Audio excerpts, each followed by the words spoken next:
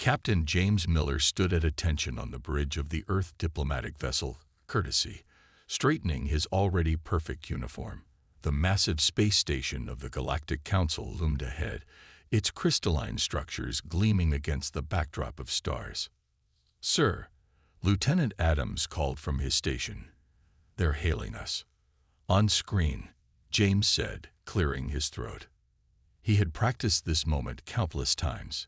First contact protocols were clear: be polite, be respectful, and make a good impression for Earth.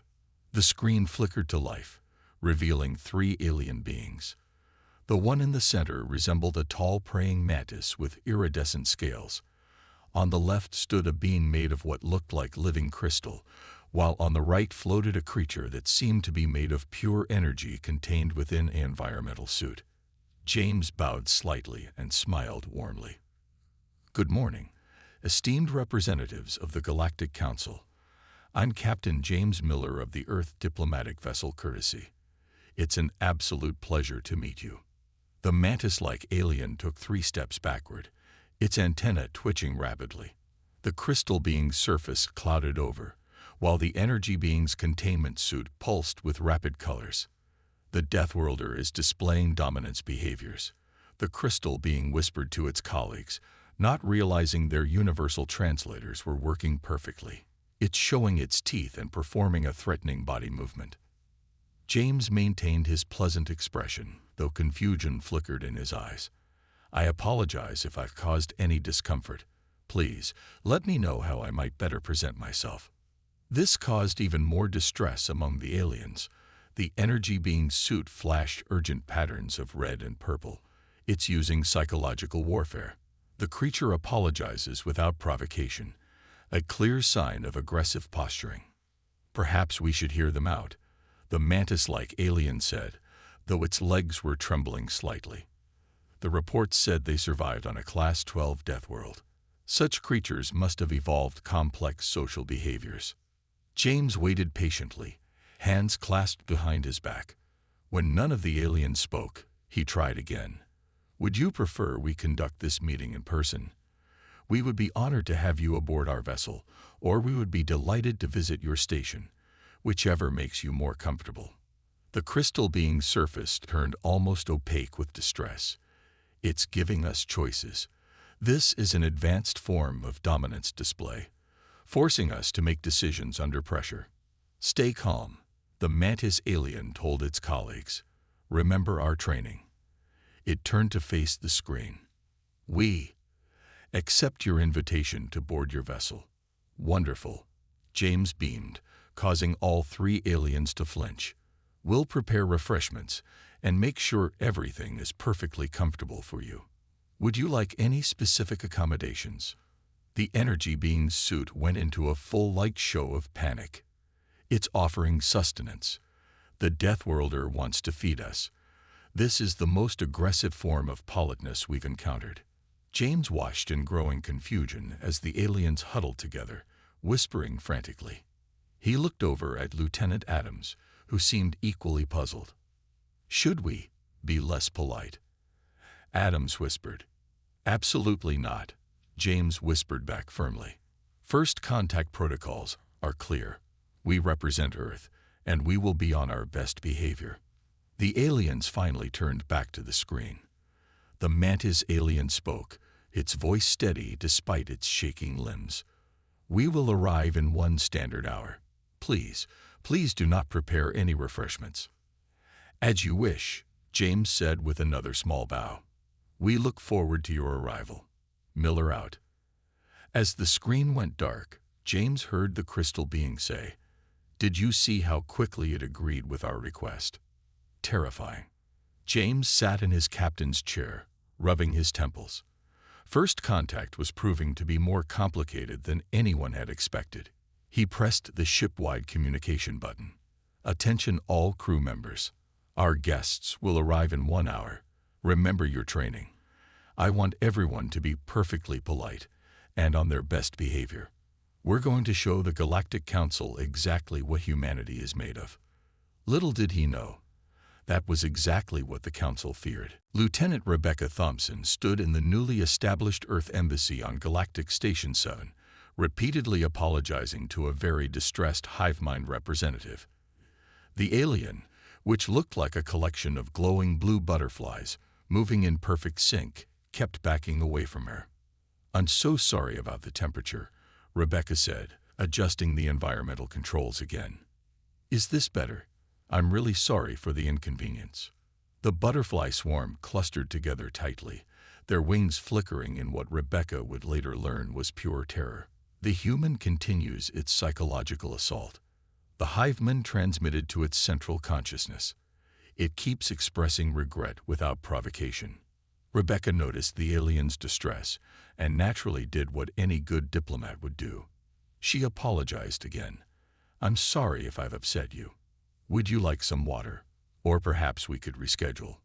The butterfly swarm rose higher in the air, their glow intensifying. Another attack. It offers sustenance while continuing its barrage of apologies. The humans have weaponized courtesy. 2 security guards from the Galactic Council, both tall reptilian beings, burst into the office. They had been monitoring the situation from outside and decided to intervene. "Step away from the hive mind representative," the first guard said, holding up a peaceful gesture signal with his tail. Rebecca immediately turned to them and smiled apologetically. "Oh, I'm so sorry for causing a disturbance. Would you like to sit down? I'm terribly sorry for taking up your time." The guards backed away slowly, their scales changing color in alarm. The first guard spoke into his communication device. "Central Command, the human is now targeting us with advanced politeness techniques. Request immediate backup." Rebecca watched in confusion as more guards arrived. She stood quietly, hands folded in front of her, trying to appear as non-threatening as possible. This seemed to make things worse. "Look at its passive stance," one guard whispered. "Classic Deathworlder hunting behavior, appearing harmless before striking." The hive mind representative had now moved to the far corner of the room, its butterflies spreading out in a defensive formation. The human's persistent apologetic behavior has reached unprecedented levels. This must be documented for future study of their warfare techniques.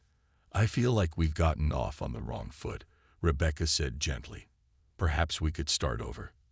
I'd be happy to attend a cultural sensitivity class if that would help." The room erupted in chaos.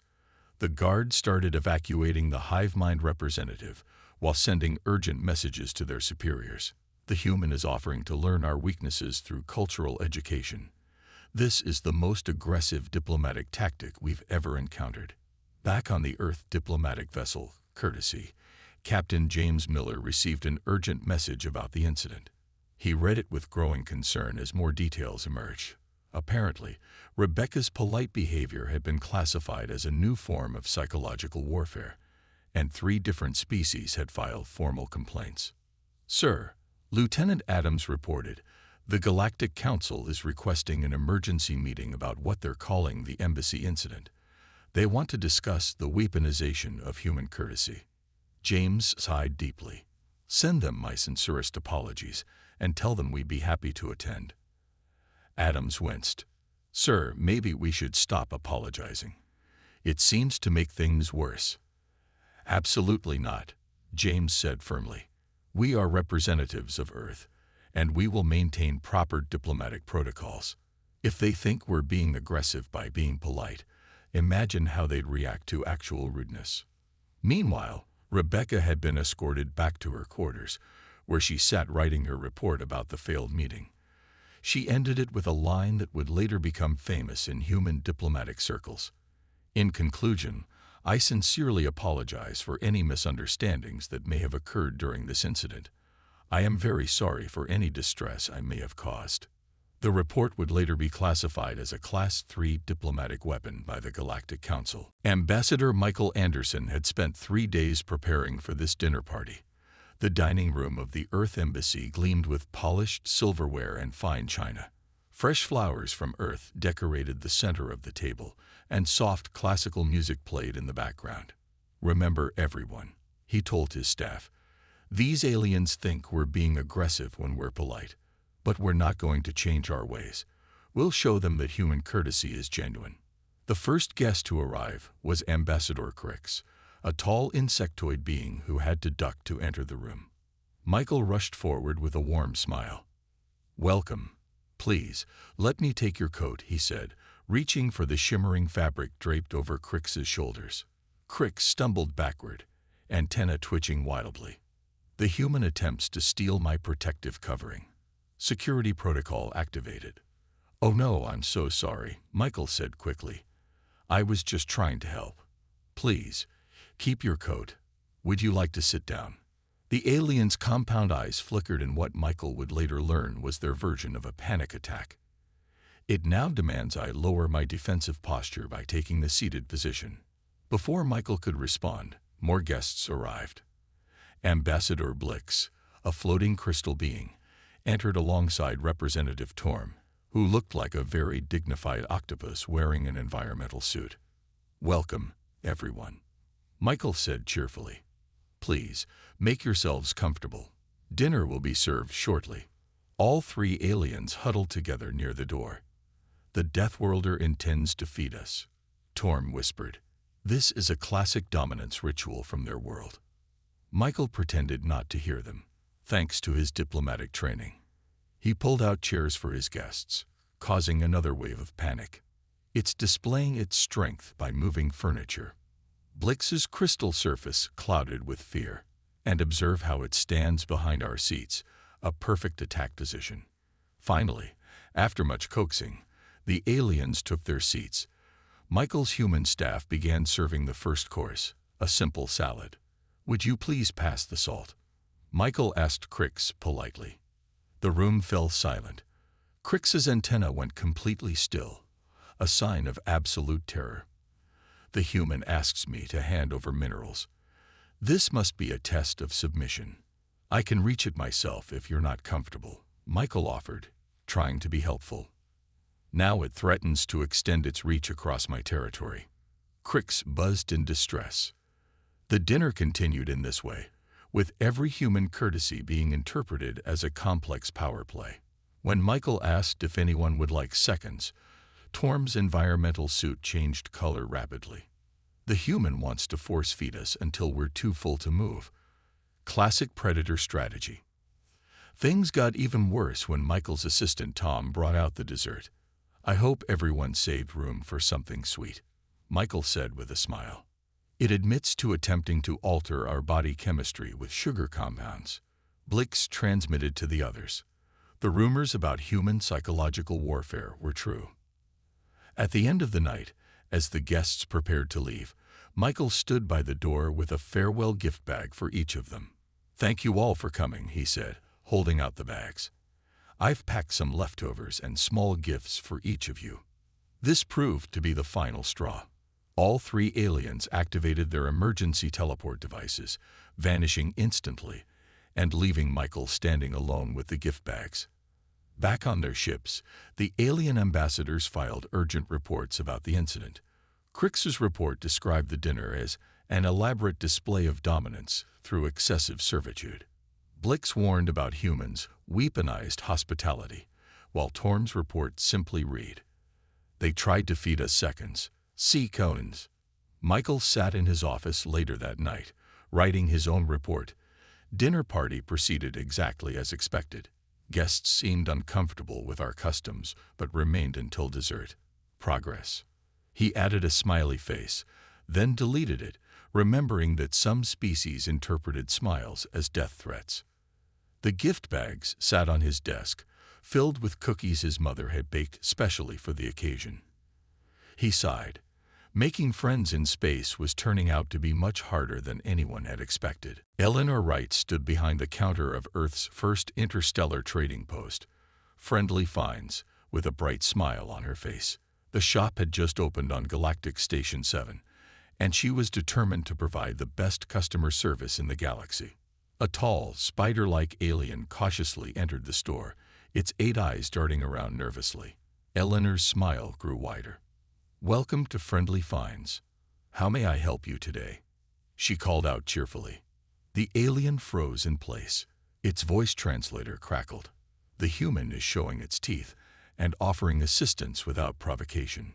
Please, feel free to look around. Eleanor continued, maintaining her professional demeanor. Let me know if you need anything.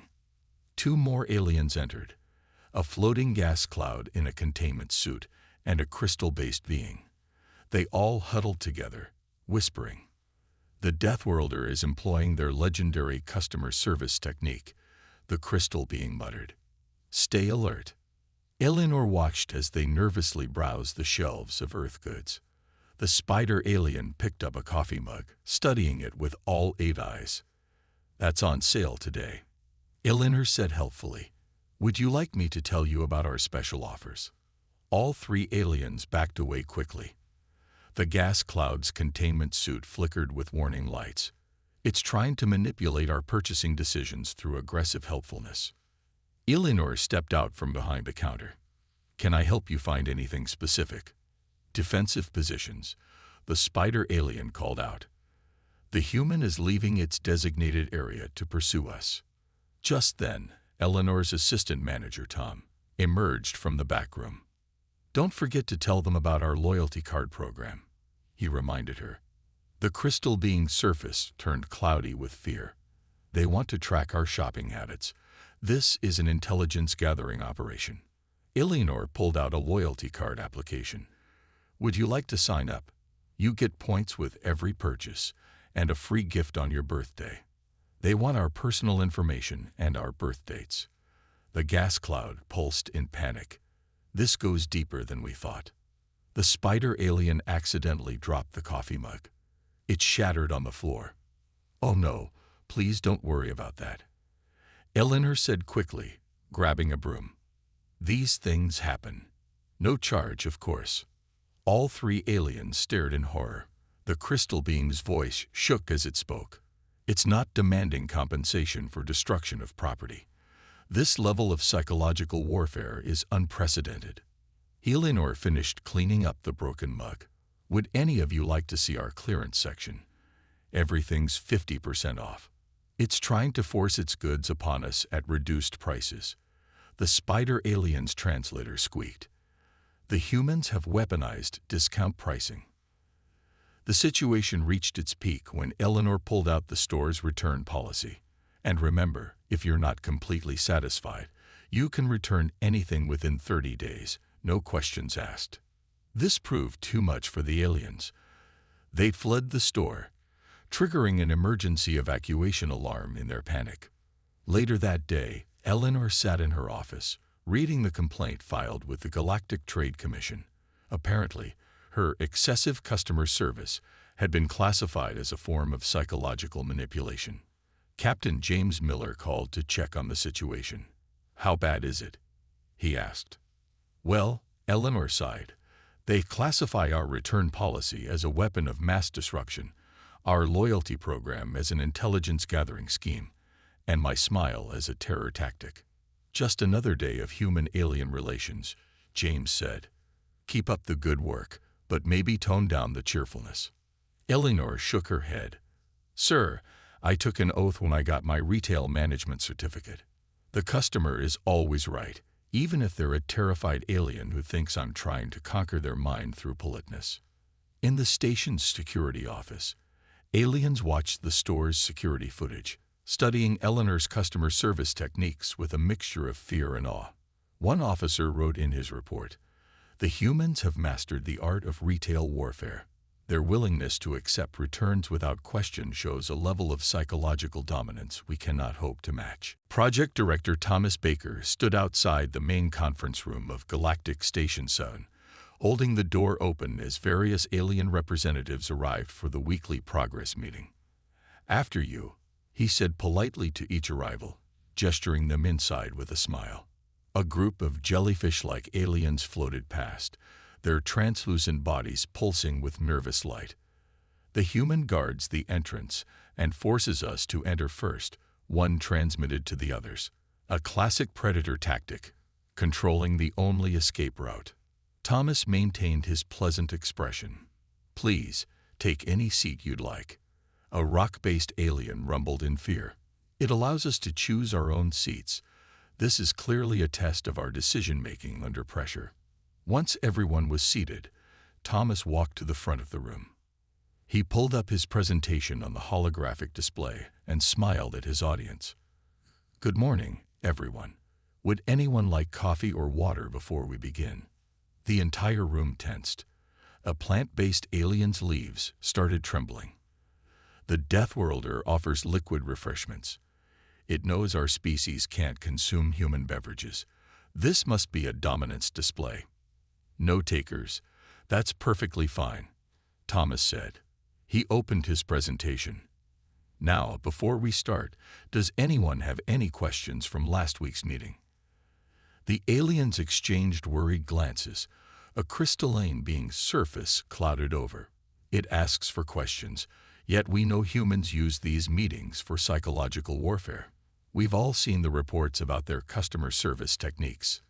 Thomas checked his notes. "Oh, and I want to thank everyone for their hard work on the Joint Space Station project. You're all doing an amazing job." Several aliens activated their personal force fields. Unprovoked praise. A gaseous being whispered, "The human is trying to establish dominance through positive reinforcement." The meeting continued, with every polite gesture from Thomas causing new waves of panic. When he offered to share his screen for better viewing, 3 species filed emergency protocols.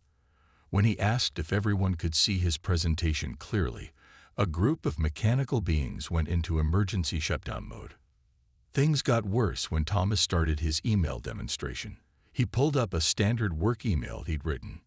"Dear valued colleagues, I hope this email finds you well. Please find attached the reports you requested. Let me know if you need anything else. Best regards, Thomas Baker." The room erupted in chaos. The human's written communication contains multiple psychological warfare techniques. A multi-eye being announced. It hopes we are well. Clearly a threat. And it offers to provide anything else. An obvious attempt at establishing an eternal debt cycle. Thomas watched in confusion as several aliens began documenting his email format for security analysis. His signature line, "Best regards," was classified as a Class II diplomatic weapon. The final straw came during the coffee break. Thomas noticed a tentacled alien struggling with a datapad. "Would you like some help with that?" he offered kindly. The alien dropped the pad and retreated to the ceiling. The human offers assistance without being asked. This is the most aggressive form of politeness yet. The meeting ended early when Thomas held the door open again and said, "Thank you all for coming. Have a wonderful day." That evening, Captain James Miller received another incident report. He read it aloud to Lieutenant Adams. Human Project Director observed performing multiple acts of workplace courtesy, including but not limited to holding doors, offering assistance, sending polite emails, and maintaining eye contact while smiling. Request immediate investigation into these psychological warfare techniques. Thomas sat in his office, reviewing the day's events. His mother had always taught him to be polite and courteous at work. He never imagined these simple manners would cause an interstellar incident. He started typing a polite apology email, then stopped. Maybe this time, he thought, less courtesy would be more. He deleted the "hope this finds you well" line, then put it back. After all, humans had to stay true to themselves, even if it terrified the entire galaxy. Communications Officer Jennifer Martinez sat at her desk on Galactic Station 7, carefully writing thank you notes to all the alien representatives who had attended last week's diplomatic summit. She had been raised to always send proper thank you notes after important events. "Dear Ambassador Crix," she wrote in her neat handwriting, "thank you so much for attending our summit. Your insights were invaluable, and we truly appreciate your contribution. Looking forward to our next meeting. Warmest regards, Jennifer." She sealed the note in an envelope, unaware that she was about to cause another diplomatic crisis. The next morning, Ambassador Crix, the insectoid alien, received the note. His antenna began twitching violently as he read it. Emergency. He buzzed into his communicator. The humans have developed a new form of written assault. They're sending personally targeted gratitude messages. Within hours, more aliens began receiving their thank you notes. The crystal being, Ambassador Blix, nearly shattered upon reading the phrase "warmest regards." The Deathworlder threatens me with heat-based warfare, Blix transmitted to the Council, and they claim to look forward to future encounters. Clearly a predatory warning. In the floating gas cloud embassy, Representative Torm's containment suit flickered with alarm patterns as they read their note. The human describes our meeting as wonderful and claims to treasure our conversation. Torm reported, "This is clearly an attempt to establish ownership over our diplomatic interactions." Jennifer, meanwhile, continued sending out her notes, adding small personal touches to each one. She even included little smiley faces on some, which would later be classified as pictographic psychological weapons by the Galactic Security Council. Captain James Miller was in his office when the first complaints started arriving. "Sir," Lieutenant Adams reported, "we're receiving multiple diplomatic protests about Officer Martinez's thank you notes. Free species have declared them an act of war, and 2 more have gone into emergency lockdown." James rubbed his temples. What exactly are they upset about this time? Adams read from his tablet. "Let's see. They say the handwritten format shows premeditated intent to communicate. The phrase thank you is a sophisticated guilt-inducing tactic, and the personal references demonstrate alarming levels of attention to detail indicating stalking behavior." In her office, Jennifer was still happily writing notes when a security team burst in. "Officer Martinez," the lead security officer said, "please step away from the stationery." "Oh," Jennifer smiled brightly. "Would you like a thank you note too? I have some lovely cards left." The security team backed away nervously. Subject is offering to extend the written assault. Request immediate backup. By the end of the day, Jennifer's thank you notes had been quarantined in a secure facility for study. Alien researchers examined them through protective shields, marveling at what they called humanity's most refined form of aggressive courtesy yet. "Notice how she dots her I's with perfect circles," one researcher noted. Clearly a sign of methodical precision in their psychological warfare.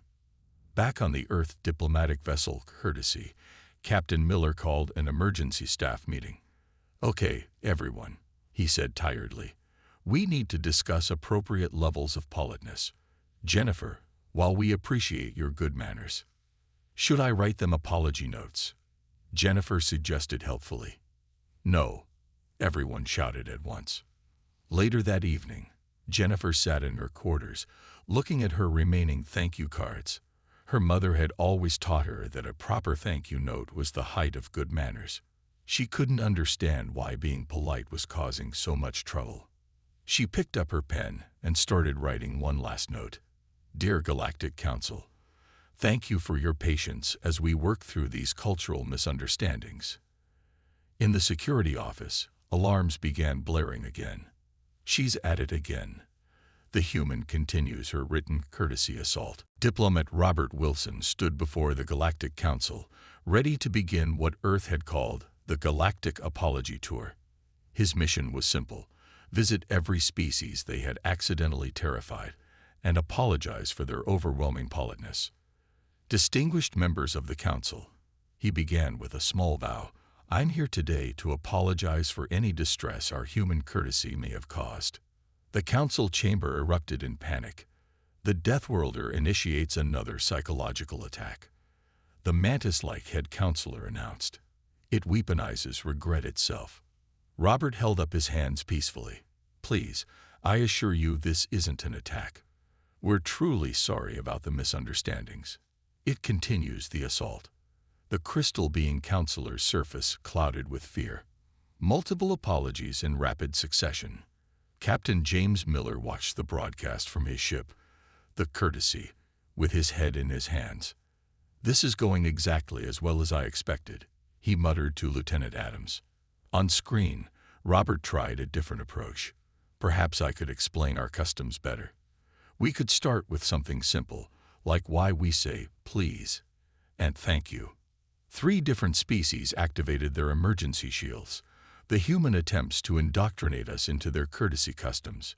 The energy-being counselor flashed in alarm patterns. Robert's tour continued across the galaxy, each stop creating new diplomatic incidents. On the crystal being's homeworld, he brought a small gift as a peace offering. "This is just a token of our friendship," he said, holding out a beautifully wrapped package. The entire crystal city went into lockdown. The Deathworlder attempts to establish a gift debt cycle. Sound the alarms.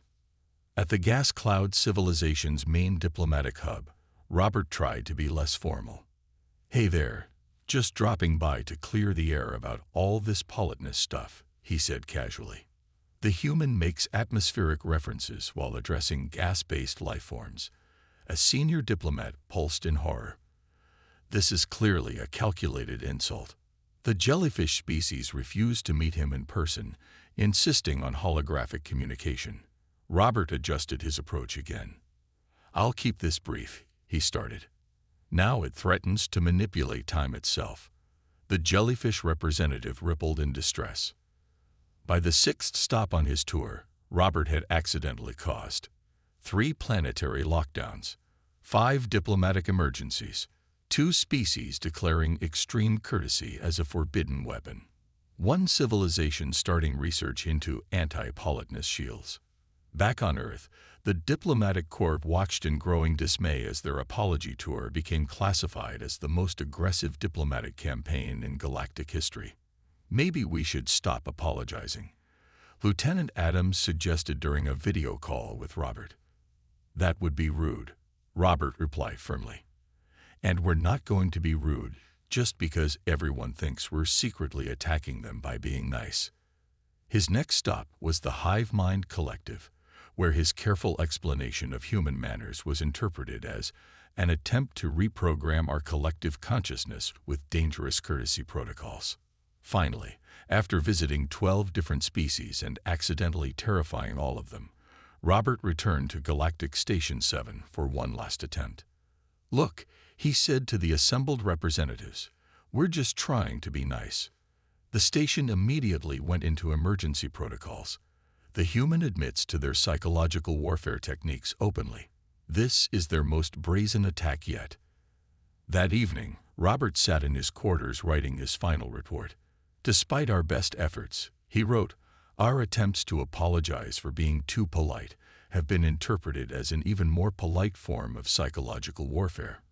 Recommendation: maybe we should just be ourselves and let them get used to it." Captain Miller read the report and smiled.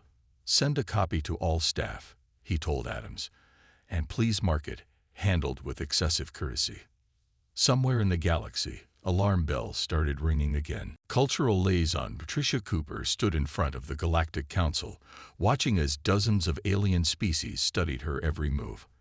After 6 months of misunderstandings, thank you note incidents, and failed apology tours, she was their last hope for understanding human politeness. "Today," she said calmly, "I'd like to try something different. Instead of explaining our customs, I'd like to learn about yours." The council chamber went silent. The mantis-like head counselor's antenna twitched in confusion. "You want to learn our customs?" it asked carefully. "This isn't another courtesy attack." "No attacks," Patricia smiled. "I just want to understand how your species show respect to each other." The crystal being counselor's surface cleared slightly. "Well, in our culture, we demonstrate respect by becoming completely opaque. The more respect we show, the less light we let through." Patricia nodded thoughtfully. "That's fascinating. So when we humans remain transparent with our intentions, it might seem disrespectful to you." The energy being counselor's containment suit pulsed with surprise. You understand." "Yes. Your constant clarity about your intentions seems aggressive to us." Slowly, other species began sharing their customs. The jellyfish civilization explained how they showed respect by maintaining maximum distance from each other. The gas cloud representatives described their tradition of becoming as small as possible in formal situations. So when we humans step forward and try to get close, it seems threatening. Patricia asked. Exactly. The gas cloud representative expanded slightly in excitement. And when you maintain eye contact, which for us shows attention and respect, Patricia added. For us, it's a death challenge, finished the spider-like ambassador. We've been interpreting every human courtesy as a different kind of threat. Captain James Miller watched the proceedings from his ship with growing hope. They're finally talking to each other, he said to Lieutenant Adams. Really talking, not just panicking about our politeness. On the station, Eleanor Wright from the trading post shared how customer service worked on Earth. The aliens were amazed to learn that her helpful attitude wasn't a dominance display, but a genuine desire to assist. Thomas Baker explained how holding doors wasn't a way to trap people, but to help them. Jennifer Martinez described how thank you notes were meant to show appreciation, not establish psychological warfare. Even Ambassador Cricks, who had been terrified of human smiles, began to understand. So when you show your teeth, you're not threatening to eat us. Not at all. Patricia laughed. Though I can see why you might think that, coming from a predator species. The breakthrough moment came when a young crystal being asked to try human politeness. Patricia taught them to say thank you and please. The crystal being turned completely clear with excitement. This is interesting. I feel powerful, but also kind. Soon, other aliens wanted to try. The jellyfish representative practiced holding a door open, using their tentacles. The gas cloud practiced saying, "Have a nice day," through their translator. Even the mantis-like head counselor attempted a small smile, though it looked more like a grimace. I believe, the head counselor announced, we have misunderstood our human friends. Their politeness isn't a weapon, it's their strength. They're so secure in their power that they can afford to be kind. Patricia nodded, and maybe we can learn from each other. We'll try to respect your customs, and maybe you can see that our politeness isn't so scary after all. That evening, as Patricia wrote her report, she received her first alien thank you note. It was from the crystal being counselor, completely opaque with respect, but written with perfect human courtesy. Dear Patricia, thank you for helping us understand. Best regards, Ambassador Blix. She smiled and pinned it to her wall. On the other side of the station, no alarms rang. No panic ensued. For the first time, human courtesy wasn't seen as a threat, but as what it had always been, a simple way of being kind. Captain Miller read the final report with satisfaction. Diplomatic breakthrough achieved. Status: handled with appropriate levels of politeness from all species involved.